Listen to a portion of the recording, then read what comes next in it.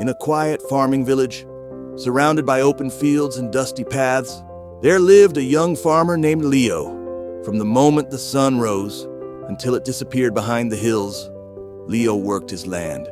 He tilled the soil, planted seeds, and waited for the rains. Yet no matter how hard he worked, his heart felt unsettled. He was always thinking about the future, about success, about peace, and about the day his struggles would finally end. One evening, as Leo rested beneath a fading sky, he heard villagers speak of an old well-keeper who lived at the far edge of the land. They said the man had spent his entire life drawing water from a deep well and had learned patience from the earth itself. Driven by curiosity and hope, Leo followed the narrow path the next morning until he reached the well. The old man stood there quietly, slowly turning the rope, his hands steady, his movements calm. Leo bowed respectfully and asked, "How long will it take for me to truly succeed and find peace in life?" The old man looked at him and replied gently, 10 years. Leo swallowed hard. What if I work harder than anyone else? Wake earlier, sleep later, and never rest? The old man paused. 20 years. Still unsatisfied, Leo asked, what if I give everything I have, my strength, my youth, my whole life? With a calm smile, the well-keeper answered, then 30 years. Leo's shoulders dropped. Confusion filled his face. Why does it take longer the more I promise to work? The old man lowered the bucket into the well and spoke softly.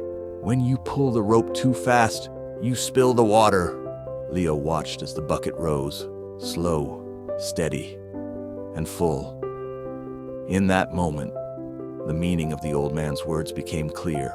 Leo realized that fixing his eyes only on the destination would never lead him to true understanding. What he needed was to accept the journey itself, with its effort, its struggles, and its quiet growth. Life, he understood, is like climbing a long mountain path. The goal is to reach the summit and see the wide horizon waiting above.